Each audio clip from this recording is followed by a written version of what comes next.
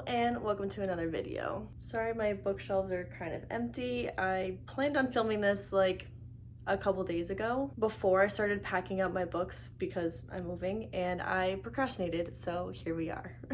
Today's video is going to be the mid-year freakout tag, and I was tagged by Leander the TBR0, so thank you so much for tagging me. I will link her video as well as the original creator of this tag in the description below. Before I get started on the questions, I just want to say this is my 100th video, which I think is actually crazy. I don't know, I just kind of like feel accomplished. Like I never actually thought that I was gonna get this far. When I made my first video, I was like, I'm probably gonna make like 3 and call it a day and not make any more ever.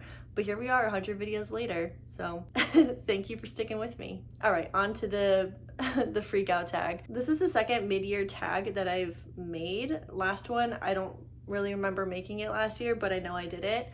And I just like to talk about my stats first before I get into all the questions. As of today, I have read 66 books, like completed, finished 66 books, which is pretty good because I think my Goodreads goal is 130. So that's like really close to halfway. I think it is halfway. But we're on track.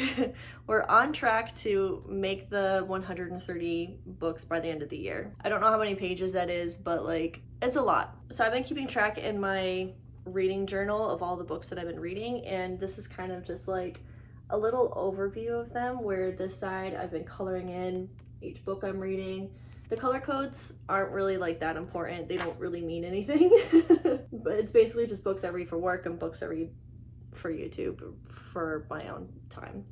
And then here's where I'm listing all of them, and I've made it onto the second page. It's like really satisfying to look back on. I'm so happy I did it this way. I love to look at it.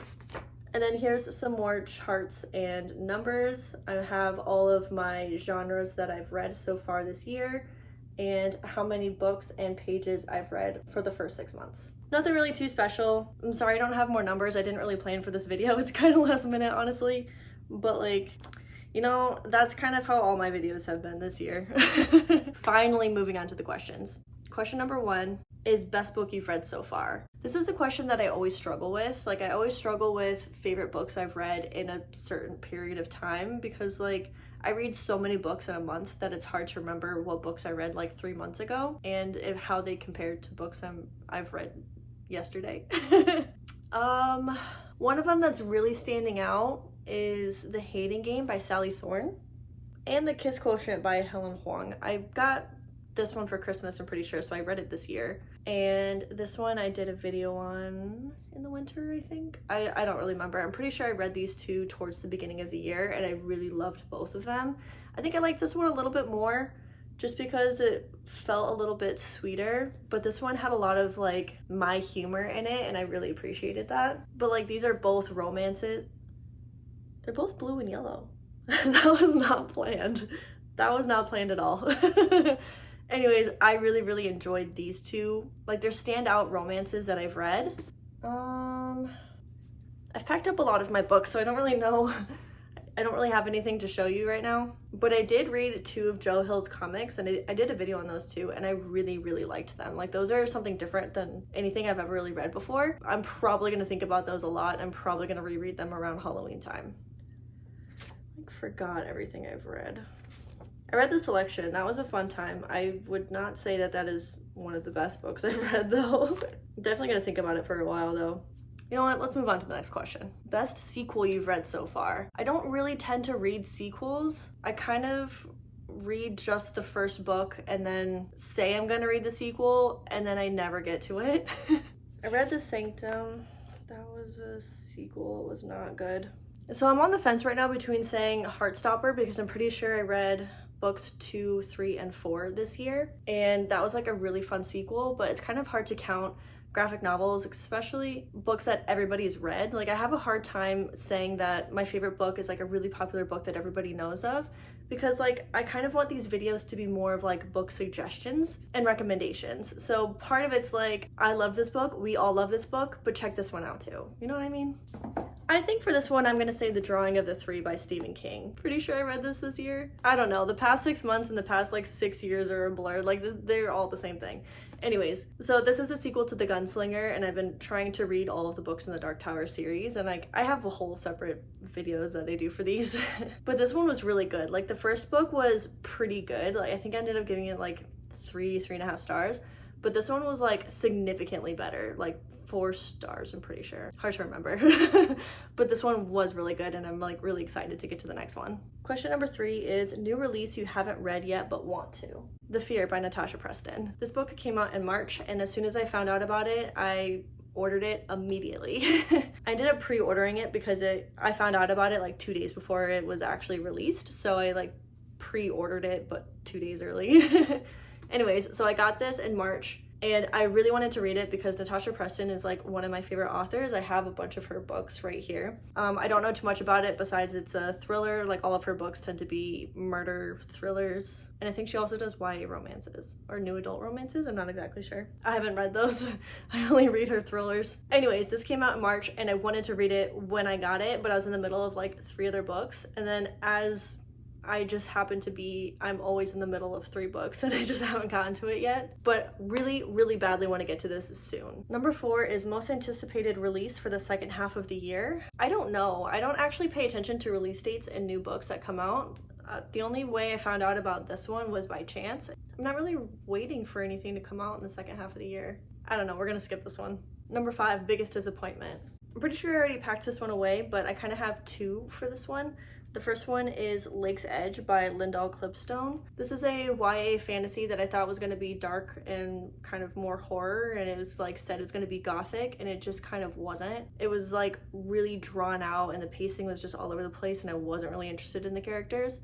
I do have a whole video for that one if you want to check it out. I don't know, I was just really excited for that book, and I thought it was going to be better than it was, and it just wasn't. So another big disappointment was The Heir by Kiera Cass. I was reading the whole selection series, and I read books 1 through 3. Like I flew through them. I loved them so much.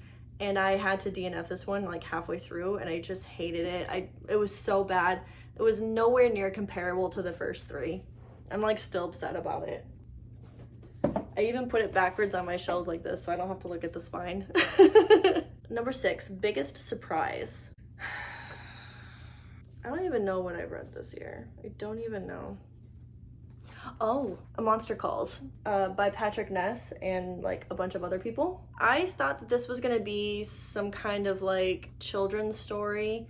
I mean, it is kind of a children's story, but it's a lot deeper than that. Like this book really dives into grief and the way that a child experiences grief and the way that kind of adults do from a child's perspective. And this was so much better and so much deeper than I thought it was gonna be. Like I thought this was just gonna be like a silly little monster story that was like, I don't know, Grimm fairy tales, but it was not. And I was pleasantly surprised. Like this was so good. After this, I immediately went and I watched the movie on Netflix. Like it's just, I highly recommend. Number 7, favorite new author. Oh, this one is kind of easy. I'm gonna say Joe Hill.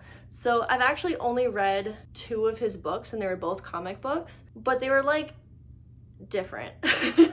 And I feel like I'm allowed to say that a comic book writer is a new favorite author if I'm going to go and seek out more of his works, and I'm going to read some of his novels. Anyways, so the books of his that I read are Lock and Key and Basket Full of Heads. Like those were so fun, and I really enjoyed them. And I have like a whole list of his novels that I want to go and read. I've actually read one of his books before. I've read Horns, and that one was a wild ride.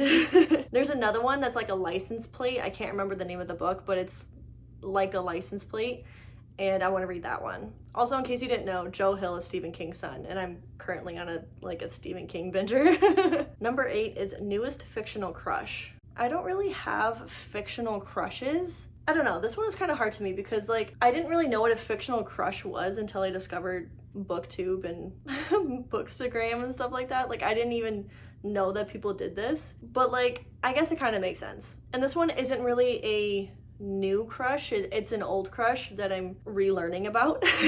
And I feel like this one is really toxic, and I kind of don't want to tell you, but it's Patch from Hush Hush. I read this all the way back when I was either a freshman or sophomore in high school, so like 10 years ago, and I loved it, and I loved Patch and everything about him and his toxicness and his red flags. and I'm currently rereading it. I've only made it to page 62, but like as an adult, I'm remembering why I liked Patch and finding it kind of problematic now. Moving on. Number 9 is newest favorite character. This is another one that I don't know. Like, I think I'm just gonna skip this question because I don't really have like favorite characters that I hold on to beyond reading the book. Like, I'll read a book and I'll have a favorite character in the book, but like once I put the book down, like that character is gone. Like I don't hold on to them like they're a friend. I don't like think about them outside of the books. I think that's why it's hard to have like fictional crushes too, because I just don't hold on to these characters like real people. Like, no shade to anybody, like I'm not saying that to come at anybody, I'm just saying like I don't really connect to these characters like that. I don't know, everybody experiences books differently. Number 10, book that made you cry. I actually have not had a book yet in the past 6 months that has made me cry. I've had books that I purposefully have not read because I did not want them to make me cry. This one specifically, The Woman Who Came Back to Life by Beth Miller. I got this one doing a book exchange on Instagram, and this is about somebody who has a very estranged relationship with her family, and it's about her like having to deal with some emotional things, and like I don't think mentally I'm ready to read a book like this. I fully believe that if I was to read this I would cry, and I'm just not in the headspace for that, so I'm purposefully not trying to make myself cry. Moving on. Number 11, book that made you happy. All of the books make me happy. That's why I read them. All of them. I don't know. This question is kind of difficult because like a book that makes you happy could also be like a favorite book of the year, right? I'm gonna say outside of the books that I've read for work, in case you didn't know, I'm an audiobook proofreader, so I read all day long and I don't get to choose those books. So taking all of those books out of the books that I've read, the ones that I personally choose to read for myself, all of them have made me happy. All of them. Except for Lake's Edge and The Air. Those didn't make me happy. All the rest of them did. Number 12, most beautiful book that you've bought. I have packed up a lot of my books, and I don't know what I've bought recently. Oh, I know. So I don't know if this counts, but I bought this from the book section at Target.